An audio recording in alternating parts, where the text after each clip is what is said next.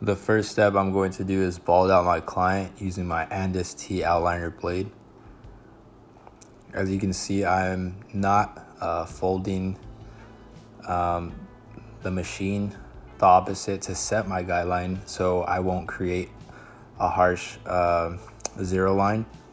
That way it's easier for me to take it out with my electric razor, or when I close the lever on the next step, it is easier to take out. So that you want to try to work smarter and not harder, and just save your time by creating less steps.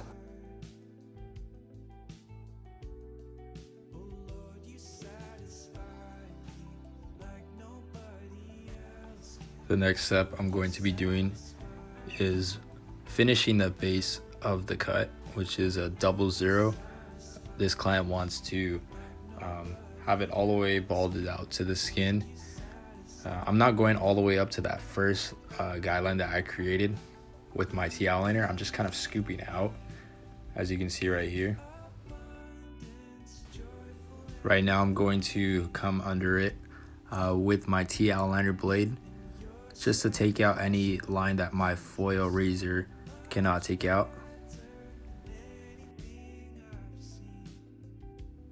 So I accidentally forgot to record this next step. I did a lever open to create the next guideline. I followed the same guideline that I made, and right now I am softening this line, the bottom line, with my zero guard. Now I'm coming under it with the lever closed, not going all the way up, just barely scooping up to make that next line. And for the next step, I'm going to raise the lever just a little bit and then scoop that line out.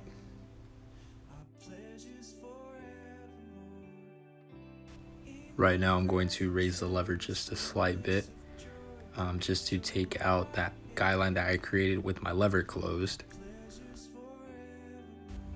I do apologize for my shoulder getting in the way of this camera. I was still trying to see how this angle played out, so my shoulder kind of gets in the way a couple of times. Right now I'm just detailing the lever closed between the lever open. It's always important to detail your work. You know, the better you detail, the more cleaner your fade becomes. So for my next step, I'm going to open up the lever with the one guard, and same again, follow that same guideline that I first created with my zero and my lever open. Right here I'm making the guidelines about 1 inch apart, just so I'm giving myself room to fade out the cut, and I'm giving myself more room to blend. I always dust off my clients after each step, just to make the client feel more comfortable, and so he's not itchy while that hair is resting on his neck. The next step, I'm going to be closing that lever with the one guard on. I'm going to be softening that guideline that I made with my lever open. I'm just creating a softer line, just so when I come under it with the next guard, it's easier to take it out. I accidentally forgot to record where I'm fading with the zero guard, so I'm moving on to clipper over comb. I love this comb because it's really steady in my hand as I'm holding it. I'm using it as a leverage. It's really solid too. It's not as flimsy as these other combs out in the game. I know I shouldn't be having the lever open while I'm clipper over combing the client, but I'm just being safe, just so I don't patch the client accidentally. I've not done that before, but I've seen it happen, and I do not want to follow that step. I eventually do close the lever, because with the lever open, it's still not taking out completely how I want it to be taken out. I always say it's important to hold the machine like it's a pencil. A lot of times barbers hold the machine from the front.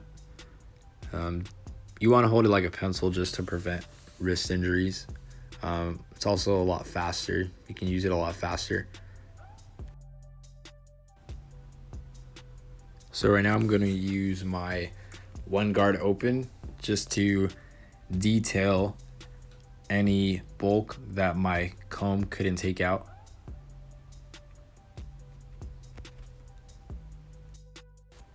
My client has thick hair, so I'm able to use the guard fully flat on his head to take out the line. A lot of times you create another line if the client does not have thick hair, so it's always important to also use your corners to detail.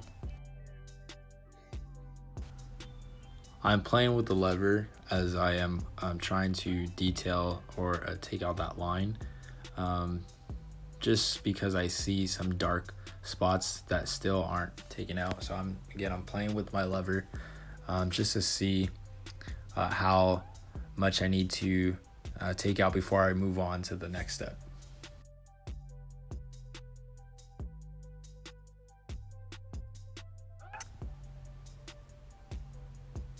From the start of the cut, I didn't really set my guidelines to hit his edges, just so his edges pop more as I'm detailing with my Wahl Retro.